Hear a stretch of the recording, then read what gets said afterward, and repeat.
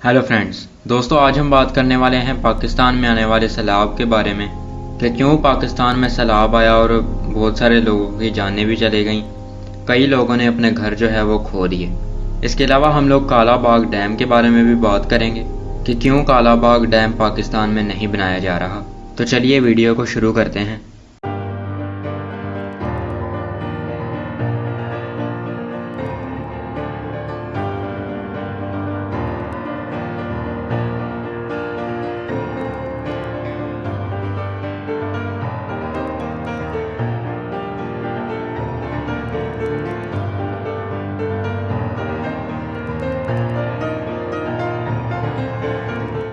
तो दोस्तों जैसा कि आप लोग जानते ही होंगे कि पाकिस्तान में जो है बहुत सारे सैलाब हैं जिन्होंने बहुत सारे लोगों की जो है जानें भी ले ली हैं। सैलाब आने की वजह से बहुत सारे लोगों की जानें चले गईं।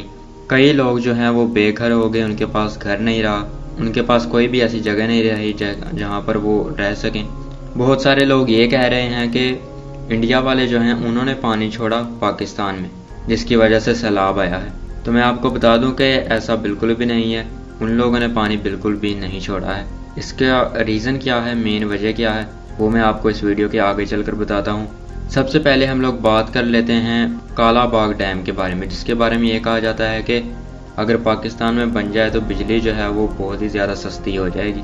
नोटिस आपको स्क्रीन पर नज़र आ रहा होगा, आप चाहें तो पोज करके आप इसे पढ़ भी सकते हैं। अब इस नोटिस में लिखा हुआ है, अगर आप चौथा जो पॉइंट है अगर आप वो पढ़ें तो इसमें लिखा हुआ है कि जो भारत है वो पाकिस्तान की जो है खुशहाल नहीं देख सकता, यानी कि इंडिया को जो है पाकिस्तान की खुशी हजम नहीं होती। तो ये बात बिल्कुल गलत है, ऐसा बिल्कुल भी नहीं है। दरअसल जितने भी ममालिक हैं, सिर्फ इंडिया और पाकिस्तान ही नहीं, जितने भी ममालिक हैं उन सभी की जो गवर्नमेंट्स हैं वो सभी इल्यूमिनेटी के अंडर काम करती हैं। तो जो ऑर्डर पीछे से इल्यूमिनेटी से गवर्नमेंट्स को मिलते हैं वही वो ऑर्डर्स फॉलो करते हैं। अब पाकिस्तान में और इंडिया में बहुत सारे लोग ऐसे हैं जो कि ये चाहते हैं कि दोनों ममालिक जो हैं ये मिल जाएं, यानी कि दोनों ममालिक में दोस्ती हो जाए, दोनों कंट्रीज़ में फ्रेंडशिप हो जाए। लेकिन ऐसा क्यों नहीं हो रहा? इसी वजह से, क्योंकि हुकूमत जो है वो काम कर रही है उनके अंडर, जिसकी वजह से दोनों ममालिक की जो आपस में बनती नहीं है, क्योंकि वो लोग नहीं बनने दे रहे। तो अगर आप भी ये कहते हैं कि भारत जो है, जो इंडिया है, उससे हमारी खुशी जो है वो हज़म नहीं होती है, तो ये भी एक माइंड प्रोग्रामिंग है, मैं आपको बता दूं। ऐसा हरगिज़ भी मत सोचें। इसकी वजह यह है कि गवर्नमेंट्स जो हैं वो इनके अंडर काम कर रही हैं, इल्यूमिनेटी के अंडर।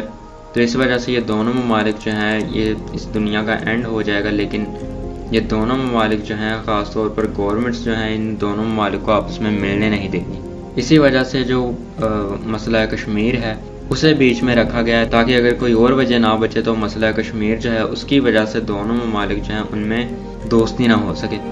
इसी वजह से उन्होंने ये मसला जो है पैदा करके रखा है और इसे जो है हल नहीं होने दे रहे हैं। फिर अगर आप नीचे नोट करें तो नीचे जो है लिखा हुआ है कि वर्ल्ड बैंक के मुताबिक जो है मखसूस लोकेशन और खदोखाल के बायस काला बाग आबी ज़ख़ीरे के लिए मौजूद तरीन जगह है, यानी कि काला बाग डैम जो है वो बन सकता है।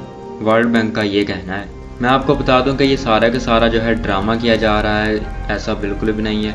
मैं ये नहीं कह रहा हूँ कि काला बाग डैम बन नहीं सकता है, बन सकता है, लेकिन इल्यूमिनेटी जो है वो नहीं बनने देगी। उसकी वजह यह है कि वो लोग जो हैं बिल्कुल भी नहीं चाहते हैं कि लोग जो हैं वो बिल्कुल आसानी से ज़िंदगी गुजारें, बल्कि वो लोग तो ऐसा माहौल पैदा करना चाहते हैं जिससे सभी लोग जो हैं बहुत ही ज़्यादा मुश्किल में आ जाएं, जिसकी वजह से फिर वो लोग जब रोशनी बनकर आएंगे, फेक रोशनी, नकली रोशनी बनकर आएंगे लोगों की ज़िंदगियों में, तो फिर लोग जो हैं उनको फॉलो करेंगे और वो लोग फिर शैतानी तालीम देंगे, जिससे सभी लोग जो हैं वो शैतान की परस्तिश करेंगे। तो काला बाग डैम जो है वो इंडिया वाले जो हैं उनको आप नहीं कह सकते हैं कि इंडिया वाले नहीं बनने दे रहे।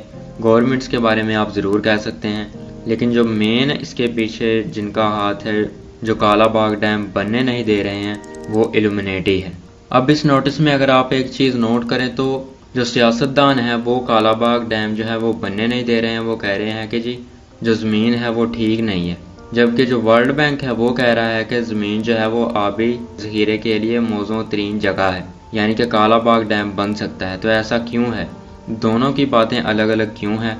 इसकी वजह यह है कि लोगों को जो है दो ग्रुप्स में बांट देना। इल्यूमिनेटी ये चाहती है कि जो इंसान है वो आपस में मिलजुल कर ना रहें, बल्कि ये बहुत सारे ग्रुप्स में जो है इंसान बिखरे रहें, जिससे वो लोग अपने एजेंडाज जो हैं उनको आसानी से पूरा कर सकें।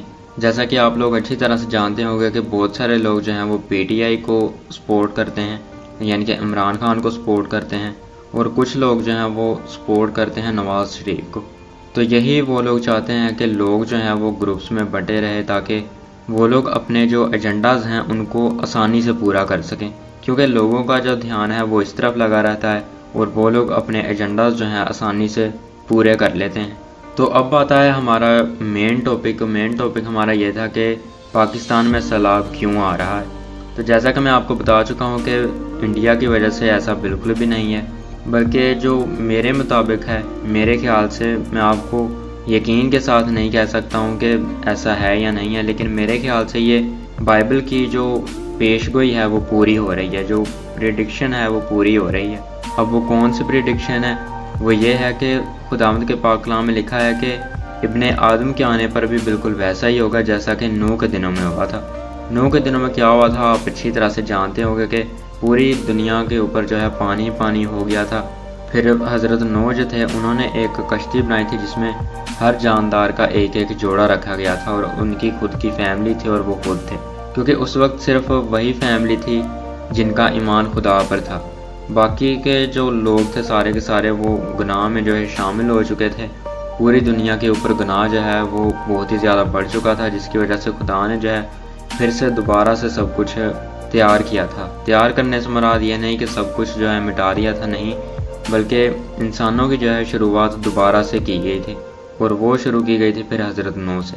तो जैसा कि मैं आपको आयत पढ़कर सुना चुका हूँ कि बाइबल में लिखा हुआ है, खुदावंद के पाक कलाम में लिखा हुआ है कि इब्ने आदम के आने पर भी बिल्कुल वैसा ही होगा जैसा कि नूह के दिनों में हुआ था। तो मेरे ख्याल से इस वजह से सैलाब जो है वो आ रहा है। लेकिन अगर हम इस बात को देखें कि सिर्फ पाकिस्तान में ही आ रहा है, तो फिर ये प्रेडिक्शन जो है ये गलत साबित होती है, फिर ऐसा नहीं है। लेकिन अगर आहिस्ता आहिस्ता करके पूरी दुनिया के ऊपर ये सैलाब आते हैं, तो मतलब कि फिर ये पेशगोई पूरी हो रही है। इसका मतलब यह है कि फिर वाक़या में ही हम लोग आखिर वक्त में जी रहे हैं दोस्तों, जिसका मतलब यह है कि हमें अब अपने गुनाहों की माफ़ी जो है खुदा से मांग लेनी चाहिए थी, जो कि हमें बहुत ही पहले से ही मांग लेनी चाहिए थी। लेकिन अगर आपने अभी तक माफ़ी नहीं मांगी है, तो ये वक्त है कि हम लोग अपने गुनाहों का इकरार करें खुदा से और अपने गुनाहों की माफ़ी मांग लें। आप देख सकते हैं कि खुदावंद का पाक कलाम जो है वो हमारी आंखों के सामने पूरा होता जा रहा है। खुदावंद के पाक कलाम में लिखा था कि आखिर वक्त में माँ बाप की इज़्ज़त नहीं होगी, तो आज आप देख सकते हैं कि माँ बाप की कोई भी इज़्ज़त नहीं करता है।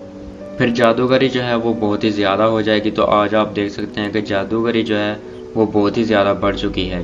खुदावंद के पाक कलाम में लिखा था कि जादूगरी जो है आखिर वक्त में अरूज पर होगी, यानी कि बहुत ही ज़्यादा होगी। तो आज आप देख सकते हैं कि जादूगरी जो है बहुत ही ज़्यादा हो चुकी है।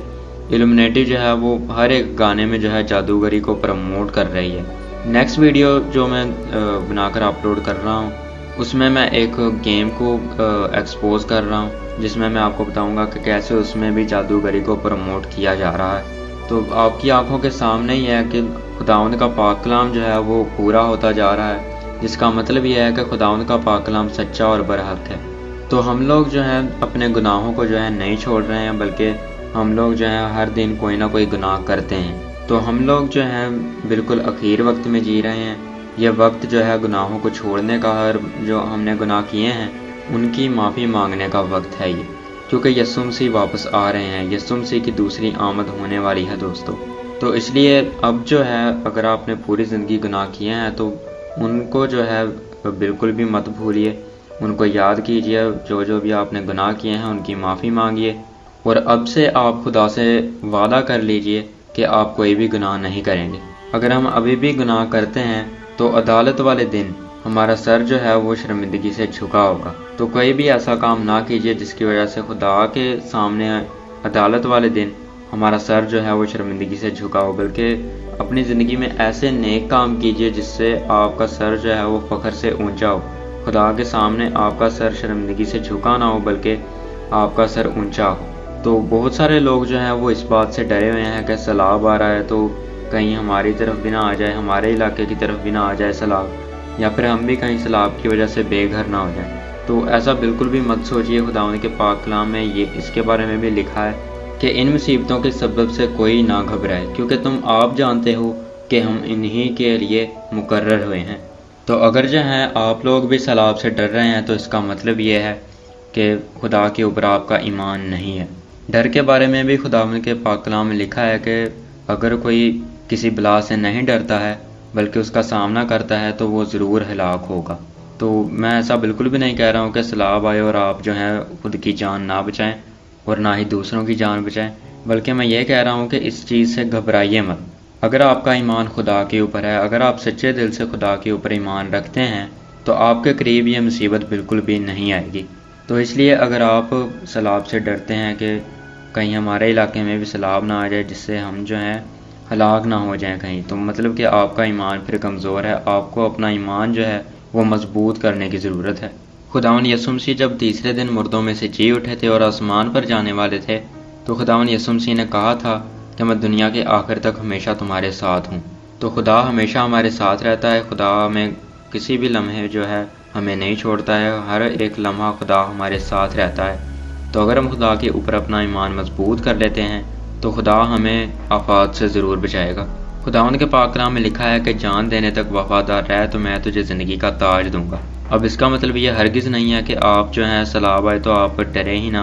आप कहें कि भी खुदावंद के पाक कलाम में तो ये लिखा है कि जान देने तक वफादार रह तो मैं तुझे ज़िंदगी का ताज दूंगा, तो आप जो हैं बहादुरी दिखाना जो है शुरू कर दें। तो ऐसा हरगिज़ नहीं है, ये बिल्कुल गलत बात है और ये बिल्कुल गलत तालीम है।